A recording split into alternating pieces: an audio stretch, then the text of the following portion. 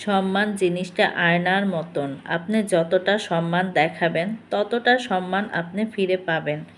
আসসালামু আলাইকুম। আপনারা সবাই কেমন আছেন? আশা করি ভালো আছেন। আমিও আল্লাহর অশেষ রহমতে ভালো আছি। এখানে রাত্রে থেকে আমি ভিডিওটা শুরু করলাম। আমার আব্বা অফিস থেকে আসার সময় বাজার নিয়ে এসেছে। এখানে পেয়ারা এনেছে, কাঁকরোল এনেছে, তারপর করলা এনেছে, পটল আর বেগুন এনেছে। তা আমি কি করছি, পেয়ারাগুলো আমি এই তো দেখেন মেলা থেকে এই ঝুড়িটা কিনে এনেছি। তা সেটার ভিতরে পেয়ারাগুলো আমি রেখে দিচ্ছি এক এক করে। আর পেয়ারাগুলো কিন্তু খুবই মিষ্টি ছিল, খেতে কিন্তু খুব মজা লেগেছে। কিছু কিছু পেয়ারা আছে কোষ্টি, ভালো লাগে না। তাই এই তো দেখেন আমি ঝুড়ির ভিতরে কিন্তু এক এক করে সবগুলো পেয়ারাই রেখে দিলাম। তা আমার এই ঝুড়ি মানে এইটা এখানেই থাকে, মানে ফল রাখার ট্রেটা এই জায়গায় থাকে। তা সবসময় এই জায়গায় রেখে দিই ডাইনিং টেবিলের উপরে। এই তো সকালবেলা দেখেন আল্লাহ পাকের রহমতের বৃষ্টি হচ্ছে। কি বলবো, কিছুদিন তো প্রচুর পরিমাণে মানে গরম ছিল, আমরা সবাই মনে করেন গরমে অতিষ্ঠ হয়ে গেছি। তা আল্লাহ পাকের ইচ্ছা, গরম দিতেও দেরি লাগে না, মানে ঠান্ডা পড়তেও দেরি লাগে না। আল্লাহর কাছে শুকরিয়া, শত শত মানুষের মনে হয় কলিজাটা ঠান্ডা হয়ে গেল। কারণ গরমে মানে এত প্রচুর পরিমাণে গরম পড়েছে, কি বলবো, যে এখন ঠান্ডা পড়েছে মানে খুব ভালো লাগছে। কিছু কিছু সময় কিন্তু বৃষ্টি হলে খুবই ভালো লাগে। কাছে বা দূরে, দেশ এবং দেশের বাইরে যে যেখান থেকে আমার ভিডিওটা দেখছেন আপনাদেরকে অসংখ্য ধন্যবাদ। আর ভিডিও দেখার শুরুতে একটা লাইক দিয়ে ভিডিওটা দেখা শুরু করবেন। আর যদি আমার ভিডিওর কোনো অংশ ভালো লেগে যায় তাহলে অবশ্যই সাবস্ক্রাইব করে আমার পাশে থাকবেন। আপনারা কিন্তু লাইক দিতে চানই না, খুব কম লাইক দেন। প্লিজ একটা লাইক দিয়ে দিবেন। ছেলেকে নিয়ে স্কুলে যাচ্ছি, ছেলে রেডি হয়ে গেছে। গাইড কিনবো, কিছুদিন আগে কিন্তু আমি একটা গাইড কিনেছি, সেটা মানে 2023 সালের। এখন আবার বলছে যে এখন তো ওই আগের কারিকুলাম এগুলো চলবে না, এখন আবার নতুন করে মানে পুরাতনটাই আবার শুরু হয়েছে, পরীক্ষা হবে মানে সম্পূর্ণ সিলেবাস অনুযায়ী। তা এখন নতুন করে গাইড কিনতে হবে, তাই ছেলের সাথে যাচ্ছিলাম। তা ছাতা নিয়েছি, দেখছি যে না মানে বৃষ্টিটা কমে গেছে। সকালবেলা আদনানকে আজকে কোচিংয়ে পাঠাইনি, কারণ প্রচুর বৃষ্টি ছিল, ভালো বৃষ্টি হচ্ছিল, তাই আর মানে পাঠাইনি। এখন মনে করেন 11:30 বাজে, ছেলের সাথেই মানে যাচ্ছিলাম। তা ছেলে তো আগেই চলে যাচ্ছে, আর বৃষ্টিটা এখন নেই, সেই কারণে ছেলে তো আর ছাতা মেলেনি। ও মনে করেন ছাতা নিয়ে যাচ্ছে, কিন্তু বৃষ্টি নাই। কিন্তু যখন আবার আমি বাসায় এসেছি তখন কিন্তু ভালোই মানে ঝিরিঝিরি বৃষ্টি পড়েছে। আর দেখেন একটু বৃষ্টি হলে কিন্তু রাস্তা এক এক জায়গা মানে কাদা হয়ে পানি জমে যায়। তা ছেলেকে দিয়ে আমি গাইড কিনে কিন্তু আমি বাসায় এসে পড়েছি। তা ব্যাগটাও ভিতরেই আমি ছাতাটা রেখে দিয়েছি, এখন এগুলো সব বের করে নিচ্ছিলাম। ছেলেকে স্কুলে দিয়ে তারপর লাইব্রেরিতে যেয়ে তারপরে এই গাইডটা কিনে তারপর নিয়ে আসলাম। তারপর দেখছিলাম খুলে যে সব কিছু ঠিক আছে কি না। ওখানেও আমি দেখেছি, কিন্তু লাইব্রেরিতে তো ভালোভাবে দাঁড়িয়ে দেখা যায় না, কোনো রকম একটু দেখে আনতে হয়। তা বাসায় এনে আমি পুরাটা আবার দেখলাম যে পৃষ্ঠাগুলো সব কিছু ঠিক আছে কি না। পরে দেখলাম যে হ্যাঁ ঠিক আছে। তারপর আসলাম আমি এই তো দেখেন রান্না বান্না করতে, কারণ রান্না তো করা লাগবেই।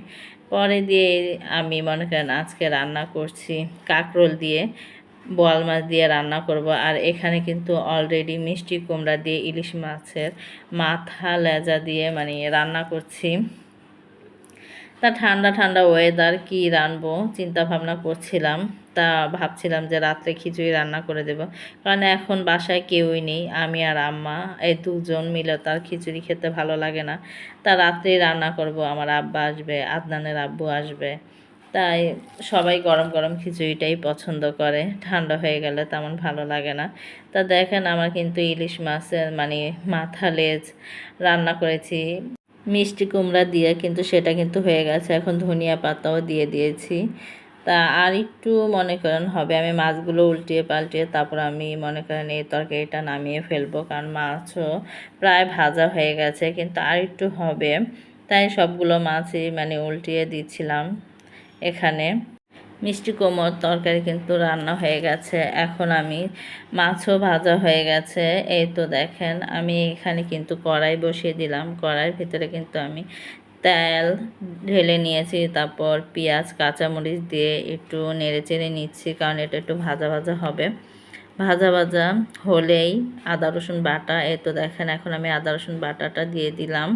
তারপর এখন দিয়ে দিব হলুদের গুঁড়া, তারপর দেব মরিচের গুঁড়া, লবণ দিয়ে তারপর আমি বসিয়ে নেব। আপনাদের সাথে একটা কথা শেয়ার করি, মানে কি বলবো, বিপদের উপরে বিপদ, কি বিপদের কথা বলে তো আর লাভ নেই। আমার ভাসুর ছাদ থেকে পড়ে তার পা ভেঙে গেছে, তাই সে সিএমএক্সে ভর্তি। তা আমাদের মনে করেন যাত্রাবাড়ি শনি একরাতে যেতে কিন্তু অনেক দূর। আদনানের বাবা কিন্তু বিকেলবেলা রওনা হয়েছে সিএমএক্সে আমার ভাসুরকে দেখার জন্য। বাসে করে যাচ্ছে, তারপর বাসওয়ালাকে মানে ভাড়া দিচ্ছে, ভাড়া দেওয়ার সময় মানিব্যাগটা পড়ে যায়। তার ব্যাগের কিছু টাকা মনে করেন স্পিডে বাসটা চলছে, তো তখন মনে করেন যে টাকাগুলো মানে বাতাসের সাথে বাহিরে চলে যায়, উড়ে মানে উঠতে থাকে এরকম অবস্থা। কিন্তু সে তখন বাসটাকে যে থামাবে, টাকাগুলো নেবে, তার কোনো স্কোপ নাই, কারণ বাস তো স্পিডে চলছে আর টাকাগুলো মনে করেন বাতাসের সাথে উঠছে। সে দেখছে কিন্তু থামিয়ে যে সে টাকাগুলো নেবে, কোথা থেকে নেবে, অনেক দূরে চলে গেছে টাকা। পরে দিয়ে আর ওই টাকাগুলো নেয়নি, প্রায় 1500 টাকার মতো মানে উড়ে গেছে। পরে দিয়ে কী করবে, পরে কিছু টাকা ছিল, পরে তার ভাইকে দেখে তারপর আবার বাসায় চলে আসছে। তাই বলছিলাম মানুষের বিপদ যে কখন কোথা থেকে আসে বলা যায় না। তা আল্লাহর কি রহমত, তার কাছে টাকা মানে ভালোই ছিল, তা 1500 টাকা গিয়েছে, কোনো আফসোস নেই। হয়তো কোনো আল্লাহ মানে মানুষ বলে না মুরব্বীরা, জানের উপরে দা না যে মালের উপরে দা গেছে।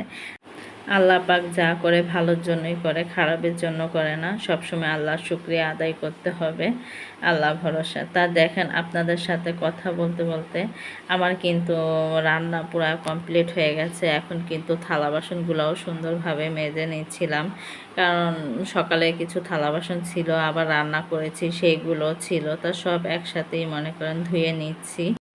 থালা বাসন কিন্তু মাজা হয়ে গেছে, এখন কিন্তু আমি বেসিনের এই সাইডটা রাখবো, তা সেজন্য একটু ভালো করে পরিষ্কার করে একটু ধুয়ে নিচ্ছিলাম। তা আমার ধোয়া হয়ে গেছে, এখন এক এক করে সব থালা বাসনগুলো এখানে রেখে দেব।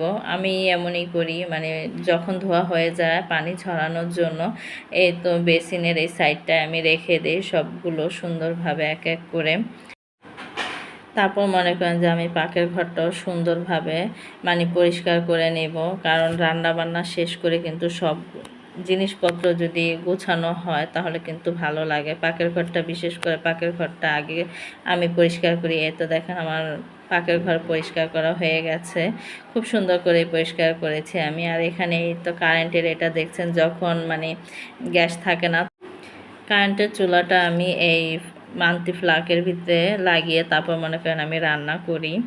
আর এখানে তো দেখেন কিছুদিন আগেও আমি মনে করেন যে বেসিনের উপরে এই গাছগুলো দেখিয়েছিলাম যে আমি হাসনা হেনা গাছের মাথাগুলো কেটে দিয়েছি, সেইগুলোই আমি পানির ভিতরে লাগিয়েছি, কারণ এখানে কিন্তু আমার মানি প্লান্ট গাছও আছে।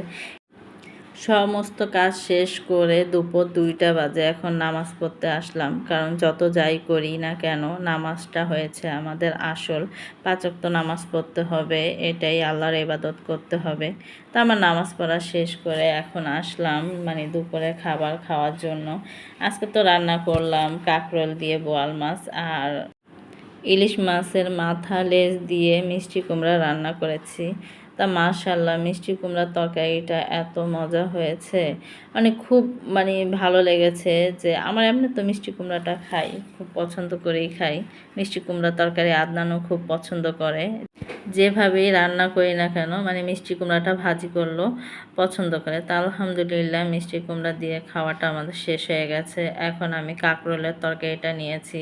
তা মাছ খেতে ইচ্ছে করছে না, মানে ওখানে তো মানে মিষ্টি কুমড়ার সাথে ইলিশ মাছের মানে লেজাটা খেয়েছি, তাই আর মাছ খেতে ইচ্ছে করছে না। পরে আম্মু বলছে যে তুমি তাহলে খাও, কাঁসাটা খাও। তা কাঁসার ভিতরেও দেখি প্রচুর পরিমাণে মাছ। পরে কি করব, তারপর খেয়ে নিলাম। তা আলহামদুলিল্লাহ মজা করেই খেয়েছি। আমার আবার একটা মাছ খেলে দ্বিতীয়বার আর মাছ খেতে ইচ্ছে করে না, কিন্তু খুব জোর করেই মাছটা খেয়েছি। কিন্তু তরকারিটা আলহামদুলিল্লাহ খুব ভালো হয়েছে। বিকেলবেলা ছেলে তো স্কুল থেকে এসে পড়েছে, আম্মা আবার চাল ভাজছে আর চা বানিয়েছে আর বিস্কিট সাথে। তা আদনানকে বলছিলাম যে ভাত খাও, আদনান বলছে যে না আমি এগুলোই খাবো। তা হালকা পাতলা একটা মানে নাস্তা হয়ে যায়, কারণ বাহিরে কিন্তু গুড়ি গুড়ি বৃষ্টি পড়ছে। আর চাল ভাজা কিন্তু আমি মাঝে মাঝে খাই, ভালো লাগে, বৃষ্টি হলে বেশি ভালো লাগে। তাই ছোটোবেলার কথাগুলো মনে পড়ে গেল, চাল ভাজলে আমার ছোটোবেলার কথা মনে পড়ে যায়। কারণ ছোটোবেলা কিন্তু আমরা বেশিরভাগ সময়ে চাল ভেজে মানে চা খেতাম, রং চাটা বেশি খেতাম। তা এখন কিন্তু সেই কথাগুলোই মনে পড়ে গেল।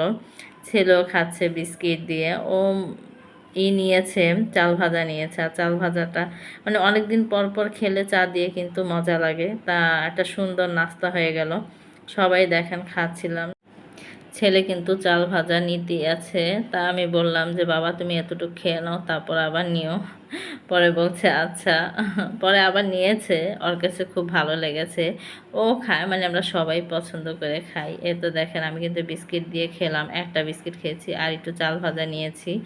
আগে কিন্তু আমরা মুড়িটাও কিন্তু এইভাবে মানে বেশি করে ডুবিয়ে চায়ের সাথে তারপর কিন্তু খেতাম, ভালো লাগতো। তা ছোটোবেলায় অনেক কিছুই করেছি, কিছু কিছু ক্ষেত্রে কিন্তু ছোটোবেলার কথা মনে পড়ে যায়। সবাই ভালো থাকবেন, আল্লাহ হাফেজ।